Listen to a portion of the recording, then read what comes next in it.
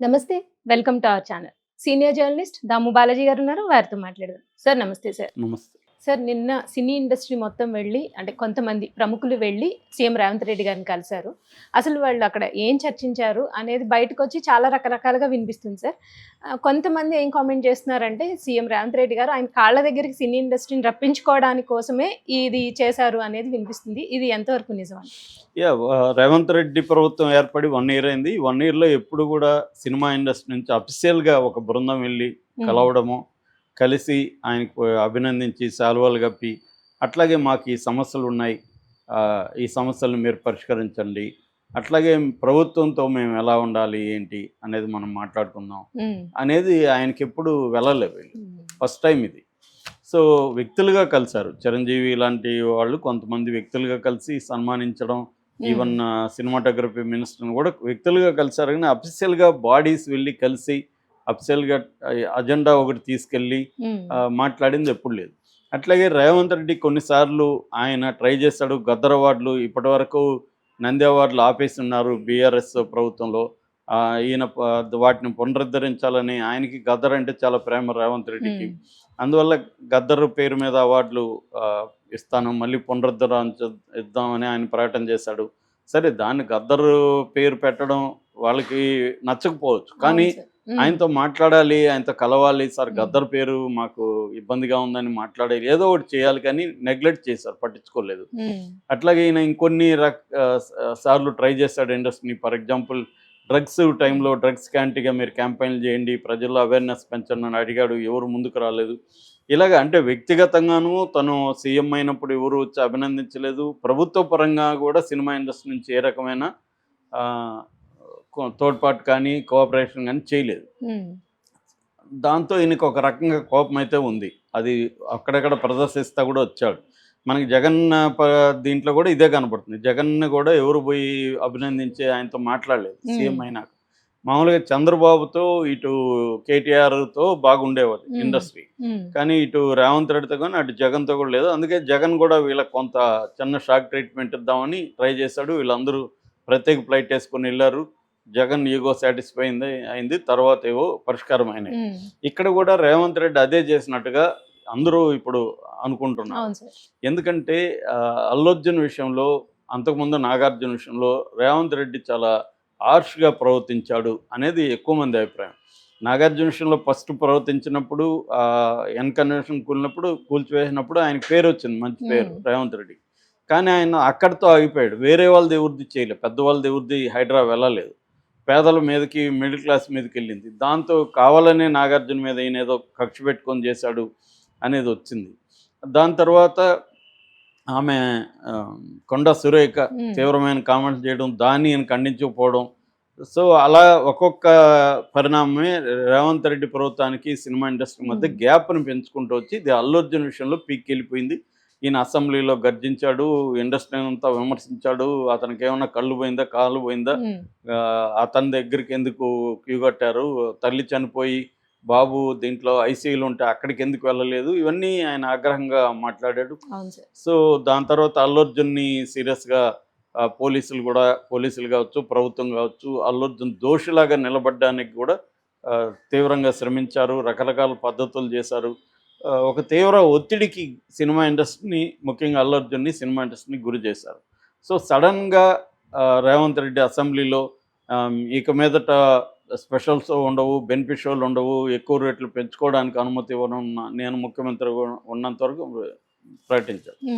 అది సో ఇదంతా చూసి మిగతా పబ్లిక్ కానీ, ఇక్కడ తెలంగాణలో ఉండే కొంతమంది కాంగ్రెస్ నాయకులు కానీ, మిగతా వాళ్ళంతా కూడా, ప్రతిపక్షాలు తప్ప, ఒక బీజేపీ బీఆర్ఎస్ మాత్రమే సినిమా ఇండస్ట్రీ వైపు, అది కూడా వాళ్ళు యాక్టివ్గా నిలబడలేదు, కానీ కొంతవరకు నిలబడ్డారు తప్ప మిగతా పబ్లిక్ అంతా కూడా ఎక్కువ మంది తెలంగాణ వాళ్ళు ఉన్నవాళ్ళు, వీళ్ళు ఆంధ్రాకి వెళ్ళిపోండి అని ఒక రకంగా సినిమా ఇండస్ట్రీకి వర్సెస్ తెలంగాణ అన్న ఒక నెరేటివ్ని బిల్డప్ చేయడంలో రేవంత్ రెడ్డి పాత్ర కూడా ఉంది, ప్రభుత్వ పాత్ర.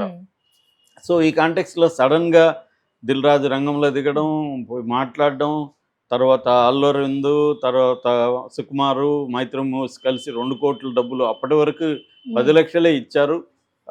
సడన్గా దిల్ రాజు రంగంలో దిగ్గానే 2 కోట్లు ఇవ్వడం. 2 కోట్లు అనేది నాకు తెలిసి ఇండియాలో ఇటువంటి సంఘటనలు జరిగినప్పుడు ఇప్పటివరకు ఎవరు ఇవ్వలేదు 2 కోట్లు. అనేక మంది స్టాంపీడ్లో చనిపోయినారు. బాబాల వల్ల చనిపోయారు, పొలిటీషియన్లు చనిపోయారు, సినిమా హీరోల వల్ల చనిపోయారు. ఎప్పుడు ఎవరు కూడా 2 కోట్ల అమౌంట్ అనేది ఎప్పుడు చరిత్రలో ఇప్పటివరకు ఎవరికి ఇవ్వలేదు. ఎవరిని కూడా అరెస్టులు కూడా చేయలేదు. కానీ ఇది రేవంత్ రెడ్డి ఎక్స్ట్రీమ్కి వెళ్ళి అరెస్టులు చేయడం, దోషిగా నిలబెట్టడానికి ట్రై చేయడం, దీనివల్ల నేషనల్ మీడియా అంతా కూడా రేవంత్ రెడ్డికి యాంటీగా, కాంగ్రెస్ యాంటీగా మాట్లాడడం, దీంతో దిల్ రాజు రంగం లేదు. కానీ ఒక్కసారిగా పిక్చర్ మారిపోయింది. అల్లు అర్జున్ పోయి విచారణకు పిలిపించారు. అక్కడి నుంచి ఇంకా కంప్లీట్గా మారిపోయింది. సో దిల్ రాజు రాగానే వీళ్ళు 2 కోట్లు పే చేయడం, టీం అంతా వెళ్ళి ఆయన కలవడం, అందరూ సెలవులు కప్పడం, ఇంక్లూడింగ్ నాగార్జున. సో ఇదంతా ఒక్కసారిగా జనాల్ని షాక్కు గురి చేసింది. ఏం జరుగుతుంది? కాంప్రమైజ్ అయిపోయాడా రేవంత్ రెడ్డి? అంటే ఇన్ని రోజులు ఏం చేసింది దీనికోసమా? ఆయన కాళ్ళ దగ్గరికి ఇండస్ట్రీని రప్పించుకోవడం కోసమా? సడన్గా పోనీ ఎందుకు కలిసారో ఇప్పటివరకు చెప్పలేదు ఎవరు. ఎందుకు కలిసారు? మీ అజెండా ఏంటి? మీ సమస్యలు ఏమైనా లిస్ట్ ఉందా మీ దగ్గర? లిస్ట్ ఆయనకి చెప్పారా? ఆయన ఏమన్నాడు? అవేమీ లేవు. బయటకు వచ్చి వీళ్ళు ఏదో విచిత్రమైన మాటలు మాట్లాడతాను. ఇంటర్నేషనల్ స్థాయికి తీసుకెళ్తారంటే ఎలా తీసుకెళ్తారు? ఏమైనా ఉందా బ్లూ ప్రింట్? అట్లాగే హాలీవుడ్ సినిమాలకి ఇక్కడ షూటింగ్ ఏర్పాటు చేస్తారు. ఎలా ఏర్పాటు చేస్తారు? ఏమన్నా ఉందా బ్లూ ప్రింట్? ఏమీ లేదు. ఇట్లాంటి వేగంగా మాట్లాడుతున్నారంటేనే అర్థమైపోతుంది. సో నిజానికి దిల్ రాజుకి 3 సినిమాలు సంక్రాంతికి ఉన్నాయి. ఆయనకున్న పెద్ద టెన్షన్ ఏంటి అందరికీ తెలుసు అది.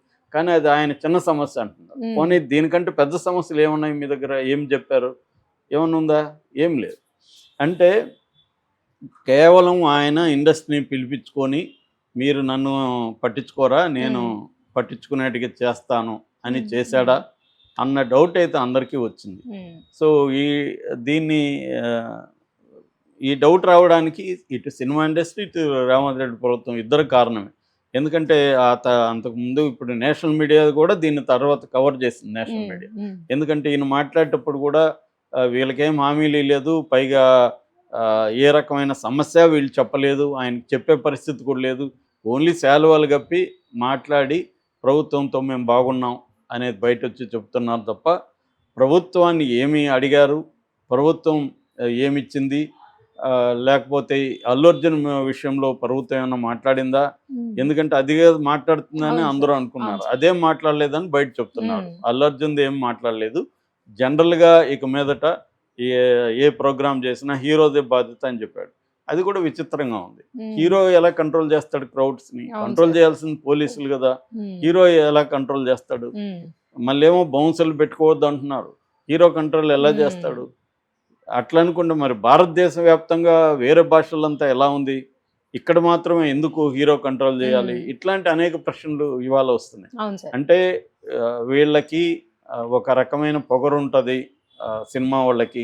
ముఖ్యమంత్రులు కూడా మేము కేర్ చేయమన్న పొగరు ఉంటుంది. ఆ పొగరుని దెబ్బతీయడానికే రేవంత్ రెడ్డి పనిచేశాడు అన్న అభిప్రాయం అయితే జనాల్లోకి బలంగా వెళ్ళింది. ఎందుకంటే సడన్గా ఇప్పుడు వెళ్ళి కలవడం ఏంటి? అక్కడే డౌట్ వస్తుంది కదా. ఇన్ని రోజులు 1 year అయితే ఎప్పుడు కలవనోళ్ళు ఈ సంఘటన జరిగి ఒక పక్క జరుగుతుంది, సడన్ కలవడం, సడన్గా ఇప్పుడు జరిగి 20 రోజుల పైన అయితే ఇప్పుడు వెళ్ళి 2 కోట్లు ఇప్పుడు ఇవ్వడం, సడన్గా పోయి ఆ ఫ్యామిలీని హాస్పిటల్లో కలవడం, ఇవంతా కూడా ఒక స్కీమ్ ప్రకారం జరుగుతుందా? రేవంత్ రెడ్డి ఎక్కడో ఏదో సెటిల్ అవ్వడానికి, అదే మామూలుగా ఏదో అంటారు గుడ్డ కాలిన వాసన వస్తుందని, అంటే సమ్ ఫిషీ అంటారు. అలాంటి సంథింగ్ ఫిషీగా ఉన్నట్టుగా అయితే జనాలు మాట్లాడుకుంటున్నారు సోషల్ మీడియా బయట. కానీ సో వీళ్ళు ఇండస్ట్రీ సాధించింది ఏం లేదు. కాకపోతే రేవంత్ రెడ్డిని వీళ్ళు పట్టించుకోలేదు కాబట్టి ఇన్ని రోజులు రేవంత్ రెడ్డిని పట్టించుకునేట్టుగా చేయడానికి రేవంత్ రెడ్డి ఇవన్నీ చేశాడు అన్న అభిప్రాయం అయితే జనంలోకి వెళ్ళింది. ప్రతిపక్షాలు కూడా బీఆర్ఎస్ కానీ బీజేపీ వాళ్ళు కూడా ఇదే మాట్లాడుతున్నారు. నిన్న కూడా బీజేపీకి సంబంధించిన ఆమె మాధవీలత అని ఆమె చాలా ప్రశ్నలు అడిగింది. అవన్నీ కూడా లాజికల్గానే ఉన్నాయి ఆమె అడిగిన ప్రశ్నలు. ఎందుకంటే ఎప్పుడు ఆయన ఒక నేరానికి ఒక తప్పుకి తేడా ఉంటుంది. అతను ఒక పొరపాటు చేసి ఉండొచ్చు కానీ నేరం చేయలేదు. సో అతన్ని నేరస్తుల్లాగా చూపించడానికి వీళ్ళు ట్రై చేశాడు. గతంలో అనేక సార్లు జరిగాయి కదా ఇట్లాంటి స్టాంపీడ్లు జరిగి, ఇంకా 100 మంది చనిపోయిన సంఘటనలు ఉన్నాయి. హత్రాసులో 121 మంది చనిపోయారా? బాబాను అరెస్ట్ చేశారా? ఇదే కాంగ్రెస్ గవర్నమెంట్లో అనేక చోట్ల అనేక జరిగే చనిపోయారు. వాళ్ళకేమన్నా చేశారా? వాళ్ళ దగ్గర ఉన్న 2 కోట్లు ఇప్పించారా? ఇదంతా ఎందుకు చేస్తున్నాడు రేవంత్ రెడ్డి? అంటే ఈయన అహంకారం కోసం ఈయన ఈగోని సాటిస్ఫై చేయడం కోసమే చేస్తున్నాడా అన్నది విమర్శలు అయితే బలంగా వచ్చాయి. కరెక్ట్గా జగన్ విషయంలో కూడా వచ్చాయి, కానీ జగన్ విషయంలో ఇండస్ట్రీ గట్టిగా పవన్ కళ్యాణ్ లాంటి వాళ్ళు తీవ్రంగా మాట్లాడారు, కానీ రేవంత్ రెడ్డి విషయంలో ఎవరు మాట్లాడడానికి ధైర్యం చేయలేదు. దీనికి కారణం ఏంటంటే సినిమా వాళ్ళ ఆస్తులు అంతా హైదరాబాద్లో ఉన్నాయి. అందువల్ల ఎవరికి ఇక్కడ రేవంత్ రెడ్డి మీద మాట్లాడే దమ్ము ధైర్యం లేదు. అదే అక్కడ అనుకో జగన్ ఏం చేయలేడు మనల్ని అని, మహా అంటే టికెట్ రేట్లో ఆ విషయంలో మాత్రమే చేయగలడు, అంతకంటే ఏం చేయలేడు అని